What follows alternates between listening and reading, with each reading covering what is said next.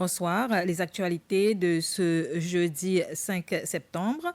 La Cour suprême a déclaré que 4 accusés de l'affaire des armes et de la prévention du terrorisme doivent répondre à leurs accusations. Les 4 accusés sont Mukesh et Laura Valabji, Leslie Benoiton et Frank Marie.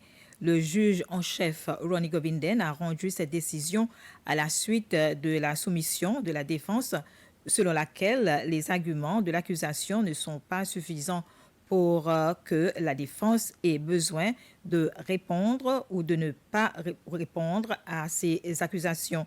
Le juge a fixé la date du 15 janvier au 28 mars de l'année prochaine pour entendre les arguments de la défense.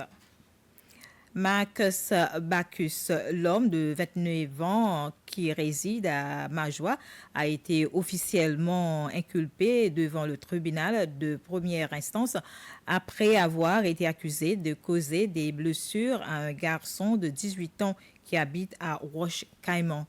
Le jeune garçon qui conduisait une motocyclette a été traîné sur la route du parking de la Société de développement des îles, là jusqu'à la route de Télémac, à côté de la Marine Charter. Bacchus, qui a été libéré sous plusieurs conditions, a également été inculpé pour avoir conduit de manière négligente une voiture sur une voie publique.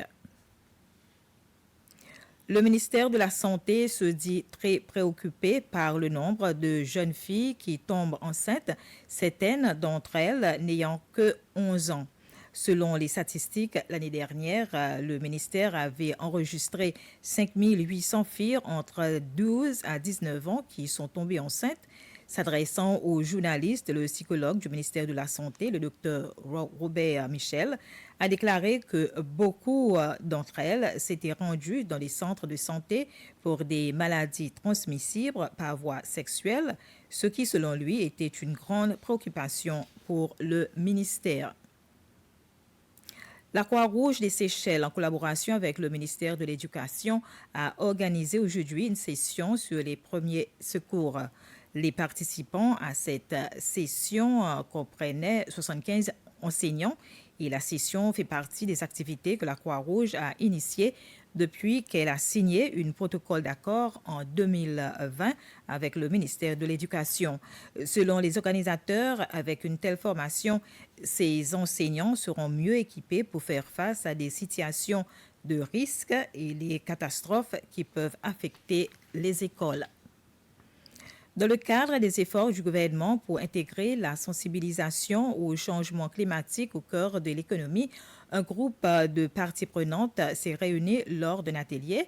Un atelier durant lequel les participants ont discuté des perspectives de financement et une stratégie de mobilisation des ressources financières pour le climat. Cet atelier a été organisé par le département de la planification nationale en collaboration avec le département du changement climatique. Une fois finalisée, la stratégie de mobilisation des ressources financières pour le climat s'éteindra de 2025 à 2030. Voilà, c'était les informations en bref. Merci de votre attention.